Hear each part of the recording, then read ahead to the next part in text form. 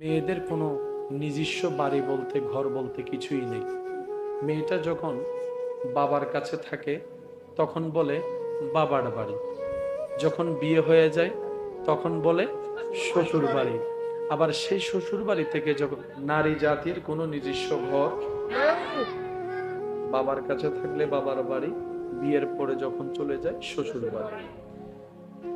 যখন বয়স অনেক হয়ে যায়, ছেলে যখন বিবাহ করে ইনকাম করা শুরু করে তখন ছেলের অধীনে চলে যায় আমাদের সমাজের প্রেক্ষাপটে। তো বলা হয় নারীদের কোনো নিজস্ব বাড়ি, আপন ঠিকানা বলতে কিছু। আমার মা শ্বশুর বাড়িতে ফেলে এসেছে বাবার বাড়ি, আপনার মাও একই অবস্থা। স্বামী থাকলে ওই মেয়েটা ঘরে থাকতে পারে, স্বামী মারা গেলে দেখা যায় সমাজ এমন ভাবে তাকে চাপ দেয়, সন্তান থাকলেও তাকে স্বামীর বাড়ি ছেড়ে চলে যেতে হয়। সবাই বলে স্বামী থাকলেই তো তোর শ্বশুর বাড়ি, স্বামী যেহেতু নাই তোর তো আর কোনো বাড়ি না।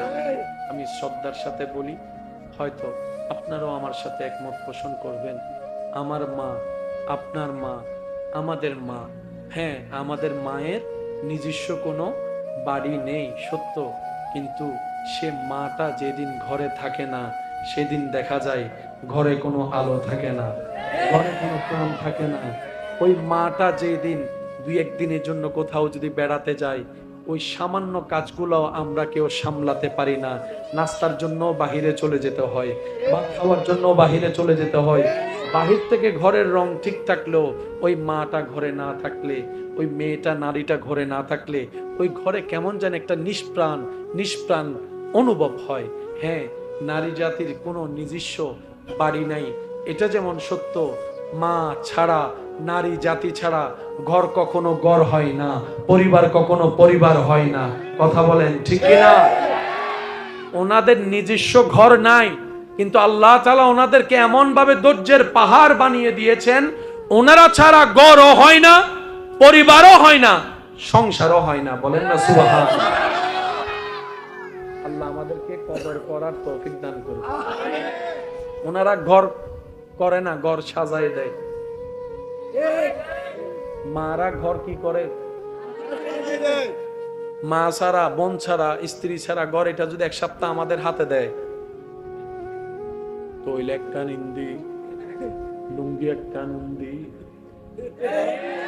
জোতা সুফার উড়ে। সত্য না মিথ্যা আপনারা বলেন ঠিক কিনা? হর বেগিন জমির আদুই হইয়ের ফরি দেখি ঘরের আর ঘর থাকে। সেজন্য আল্লাহ তাআলা এমন ভাবে সাজিয়ে দিয়েছেন, স্বামীর জন্য স্ত্রী দরকার, স্ত্রীর জন্য স্বামী দরকার। দুজন যখন স্বামী স্ত্রী এক হয় তখন সেটাকে বলা হয় সংসার। ওই সংসার থেকে হয় পরিবার, পরিবার থেকে হয় সমাজ, সমাজ সমাজ সমাজ থেকে হয় দেশ। সুবহানাল্লাহ। আল্লাহ তাআলা আমাদেরকে একটু বুঝার তৌফিক দান করুন। একে অপরের প্রতি আন্তরিকতা, শ্রদ্ধা, সম্মান রাখার তৌফিক দান করুন। তাহলে আমাদের একটাই কাজ, যেমনে পারি তেমনে মওলার সাথে সম্পর্ক মজবুত রেখে দুনিয়ার থেকে যাওয়া। লাভটা কি? রব বলে যে আমার সাথে সম্পর্ক রেখে মজবুত রেখে দুনিয়ার থেকে কবরে আসতে পারবা, বান্দা আজ তোমার আর কাউকে লাগবে না, তোমার জন্য আমি আল্লাহর রহমতেই যথেষ্ট, আমি আল্লাহর রহমতেই যথেষ্ট। বান্দা দুনিয়াতে চলতে অনেকজন লেগেছে, কবরের রাস্তায় চলতে একা ছাড়া দ্বিতীয় কোনো অপশন নাই। তোমার চলতে ভয় লাগবে, আমি আল্লাহ জানি। তুমি চলতে পারবা না, সেটাও আমি জানি।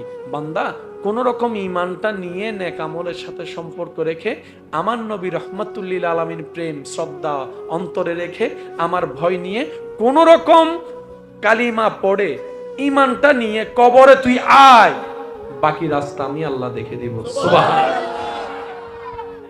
ইমানদার ভাই, সারা পৃথিবীতে যদি আপনি রহমত শব্দটা সরায় ফেলেন,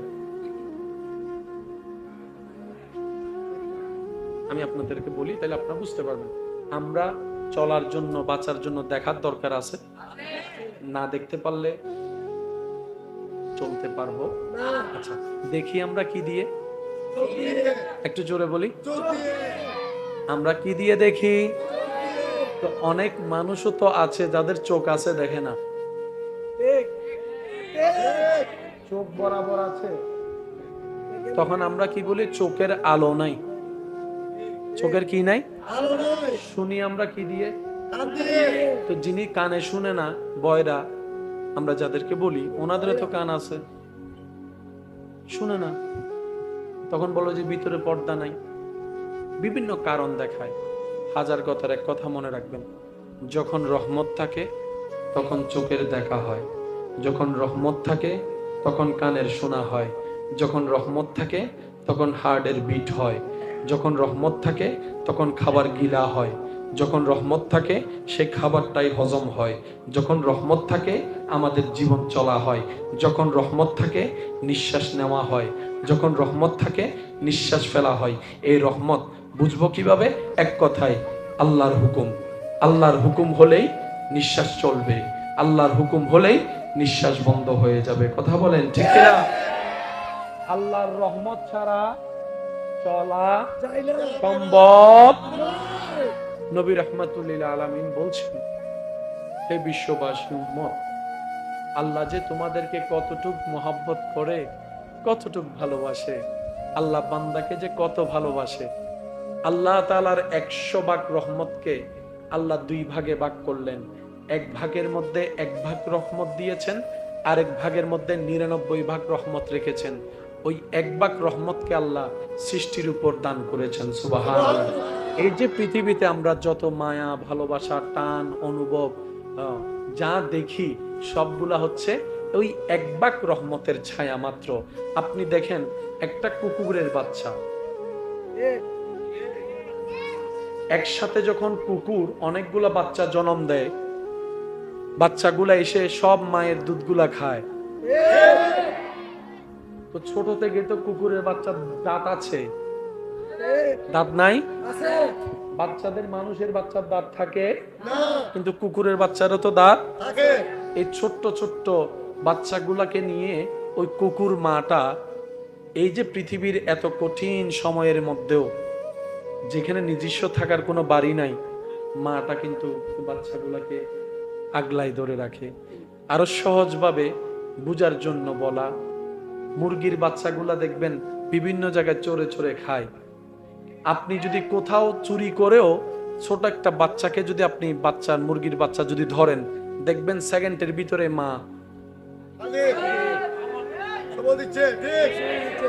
মা জানে তার এই ছোট্ট ঠোঁটে আপনার কিচ্ছু বিগড়াইতে পারবে না, কিন্তু সেই কুকুর, আপনার সেই মুরগির মাটা জানে আমার সন্তানের উপর আক্রমণ এসেছে, আমার সন্তানকে বুঝি আমার থেকে ছিনাই নিতে চাচ্ছে।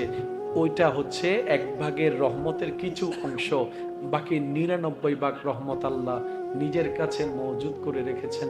নবী রাহমাতুল্লিল আলামিন বলে, সাহাবায়ে কেরাম জিজ্ঞেস করে, ইয়া রাসূলুল্লাহ, 1 ভাগ রহমতের যদি এত নিয়ামত হয়, 99 ভাগ রহমতের নিয়ামত কেমন হবে? ইয়া রাসূলুল্লাহ, এই 99 ভাগ রহমত আল্লাহ কেন রেখেছেন?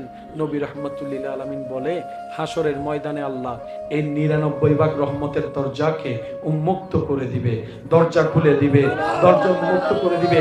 আর এই 99 ভাগ রহমতকে আল্লাহ উন্মুক্ত করবে শুধুমাত্র বান্দাদেরকে মাফ করার জন্য, জাহান্নামী থেকে জান্নাতি করার জন্য। আল্লাহ চায় প্রত্যেকটা বান্দা জান্নাতে যাবে, কিন্তু আমরা চাই না জান্নাতে যাবে। আমরা নিজের ভালো বুঝি না, নিজের ভালো কাকে বলে সেটাই জানি না। শুনুন, আমাদের একটাই কাজ, যেমনে পারি তেমনে যিনি পাঠাইছে ওনার সাথে সম্পর্ক, কি বলেন, সম্পর্ক, সম্পর্ক শব্দ যেখানে রাখা শব্দ আসবে, মনে রাখবেন সেখানে 2 পক্ষের থাকতে হবে। আপনি সারাদিন একজনকে I love you, I love you, I love you বললেও লাভ হবে না যতক্ষণ সে আই লাভ ইউ টু না বলবে। বলবেন সম্পর্ক হয় কয় পক্ষে?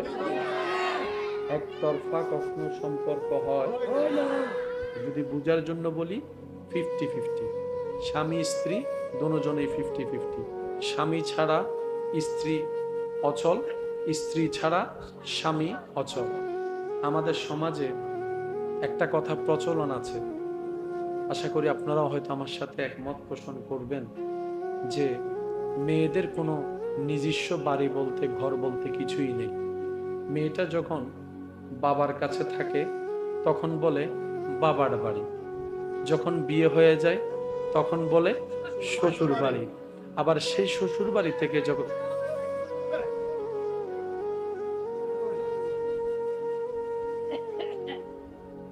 এবারে সামনে নির্বাচন হতে, এবারে ফটল মারহা, ফটল মারহা, আবার ইনশাল্লাহ হর একবার হো মার হাবা। আজি আইও ফল হয়নি, ফাইদি ফল বেগুন এক জায়গা। আল্লাহ কবুল করো আমিন। আরেকখানা জোর হন না আমি।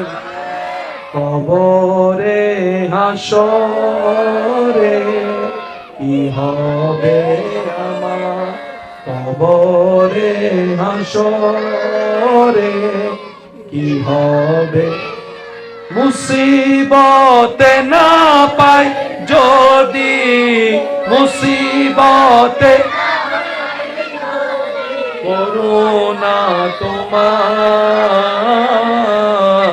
কবরে হাসরে। উচ্চ আওয়াজে একবার বলি মারহাবা, আরেকটু জোরে বলি মারহাবা। নারী জাতির কোনো নিজস্ব ঘর, বাবার কাছে থাকলে বাবার বাড়ি, বিয়ের পরে যখন চলে যায় শ্বশুর বাড়ি। যখন বয়স অনেক হয়ে যায়, ছেলে যখন বিবাহ করে ইনকাম করা শুরু করে, তখন ছেলের অধীনে চলে যায় আমাদের সমাজের প্রেক্ষাপটে। তো বলা হয় নারীদের কোনো নিজস্ব বাড়ি, আপন ঠিকানা বলতে কিছু। আমার মা শ্বশুর বাড়িতে ফেলে এসেছে বাবার বাড়ি, আপনার মাও একই অবস্থা। স্বামী থাকলে ওই মেয়েটা ঘরে থাকতে পারে, স্বামী মারা গেলে দেখা যায় সমাজ এমন ভাবে তাকে চাপ দেয়, সন্তান থাকলেও তাকে স্বামীর বাড়ি ছেড়ে চলে যেতে হয়। সবাই বলে স্বামী থাকলেই তো তোর শ্বশুর বাড়ি, স্বামী যেহেতু নাই তোর তো আর কোনো বাড়ি না। আমি শ্রদ্ধার সাথে বলি, হয়তো আপনারাও আমার সাথে একমত পোষণ করবেন, আমার মা, আপনার মা, আমাদের মা, হ্যাঁ আমাদের মায়ের নিজস্ব কোনো বাড়ি নেই সত্য, কিন্তু সে মাটা যেদিন ঘরে থাকে না সেদিন দেখা যায় ঘরে কোনো আলো থাকে না, ঘরে কোনো প্রাণ থাকে না। ওই মাটা যেদিন দুই একদিনের জন্য কোথাও যদি বেড়াতে যায়, ওই সামান্য কাজগুলো আমরা কেউ সামলাতে পারি না, নাস্তার জন্য বাহিরে চলে যেতে হয়, ভাত খাওয়ার জন্য বাহিরে চলে যেতে হয়। বাহির থেকে ঘরের রং ঠিক থাকলেও ওই মাটা ঘরে না থাকলে, ওই মেয়েটা নারীটা ঘরে না থাকলে ওই ঘরে কেমন যেন একটা নিষ্প্রাণ নিষ্প্রাণ অনুভব হয়। হ্যাঁ, নারী জাতির কোনো নিজস্ব বাড়ি নাই, এটা যেমন সত্য, মা ছাড়া, নারী জাতি ছাড়া ঘর কখনো ঘর হয় না, পরিবার কখনো পরিবার হয় না। কথা বলেন ঠিক কিনা? ওনাদের নিজস্ব ঘর নাই, কিন্তু আল্লাহ তাআলা ওনাদেরকে এমন ভাবে ধৈর্যের পাহাড় বানিয়ে দিয়েছেন, ওনারা ছাড়া ঘরও হয় না, পরিবারও হয় না, সংসারও হয় না। বলেন না সুবহানাল্লাহ। আল্লাহ আমাদেরকে কদর করার তৌফিক দান করুন। ওনারা ঘর করে না, ঘর সাজায় দেয়। মারা ঘর কি করে?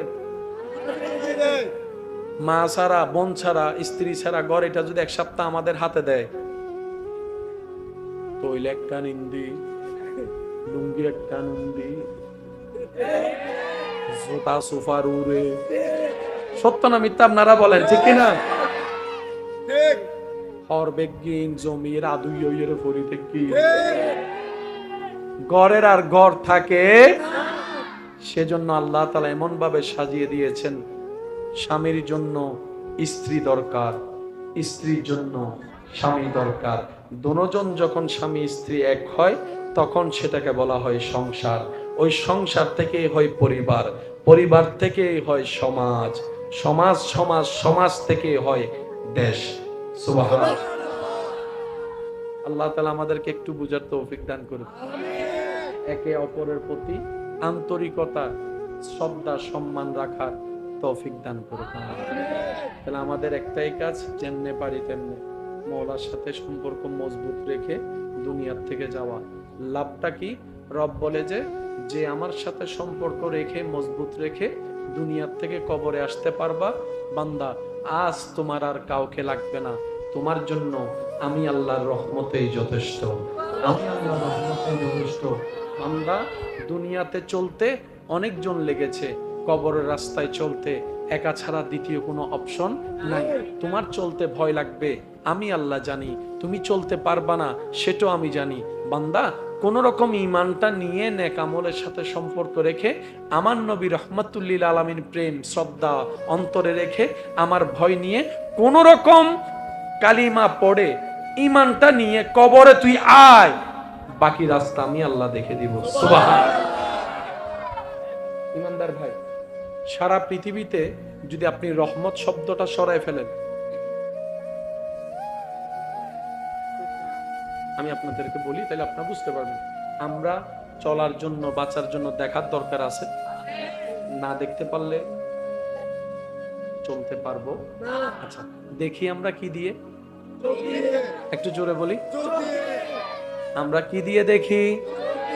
তো অনেক মানুষও তো আছে যাদের চোখ আছে, দেখে না। চোখ বরাবর আছে, তখন আমরা কি বলি? চোখের আলো নাই। চোখের কি নাই? শুনি আমরা কি দিয়ে? তো যিনি কানে শুনে না, বয়রা আমরা যাদেরকে বলি, ওনাদের তো কান আছে, শুনে না, তখন বলো যে ভিতরে পর্দা নাই। বিভিন্ন কারণ দেখায়। হাজার কথার এক কথা মনে রাখবেন, যখন রহমত থাকে তখন চোখের দেখা হয়, যখন রহমত থাকে তখন কানের শোনা হয়, যখন রহমত থাকে তখন হার্টের বিট হয়, যখন রহমত থাকে তখন খাবার গিলা হয়, যখন রহমত থাকে সেই খাবারটাই হজম হয়, যখন রহমত থাকে আমাদের জীবন চলা হয়, যখন রহমত থাকে নিঃশ্বাস নেওয়া হয়, যখন রহমত থাকে নিঃশ্বাস ফেলা হয়। এই রহমত বুঝবো কিভাবে? এক কথায়, আল্লাহর হুকুম। আল্লাহর হুকুম হলেই নিঃশ্বাস চলবে, আল্লাহর হুকুম হলেই নিঃশ্বাস বন্ধ হয়ে যাবে। কথা বলেন ঠিক না? আল্লাহর রহমত ছাড়া চলা সম্ভব। নবী রাহমাতুল লিল আলামিন বলছেন, হে বিশ্ববাসী উম্মত, আল্লাহ যে তোমাদেরকে কতটুক মহব্বত করে, কতটুক ভালোবাসে, আল্লাহ বান্দাকে যে কত ভালোবাসে। আল্লাহ তাআলার 100 ভাগ রহমতকে আল্লাহ 2 ভাগে ভাগ করলেন। এক ভাগের মধ্যে 1 ভাগ রহমত দিয়েছেন, আরেক ভাগের মধ্যে 99 ভাগ রহমত রেখেছেন। ওই 1 ভাগ রহমতকে আল্লাহ সৃষ্টির উপর দান করেছেন। সুবহানাল্লাহ। এই যে পৃথিবীতে আমরা যত মায়া, ভালোবাসা, টান, অনুভব যা দেখি, সবগুলা হচ্ছে ওই 1 ভাগ রহমতের ছায়া মাত্র।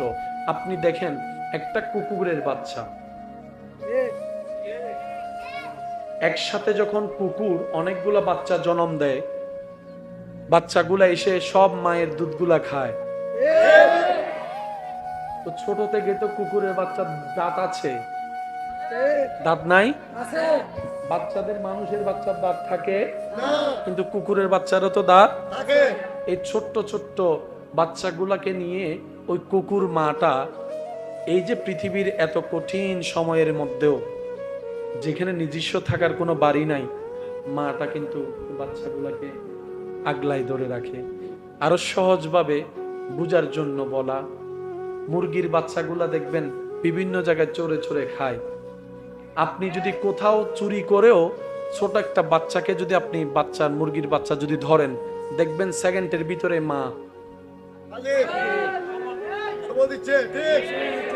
মা জানে তার এই ছোট্ট ঠোঁটে আপনার কিচ্ছু বিগড়াইতে পারবে না, কিন্তু সেই কুকুর আপনার সেই মুরগির মাটা জানে আমার সন্তানের উপর আক্রমণ এসেছে, আমার সন্তানকে বুঝি আমার থেকে ছিনাই নিতে চাচ্ছে।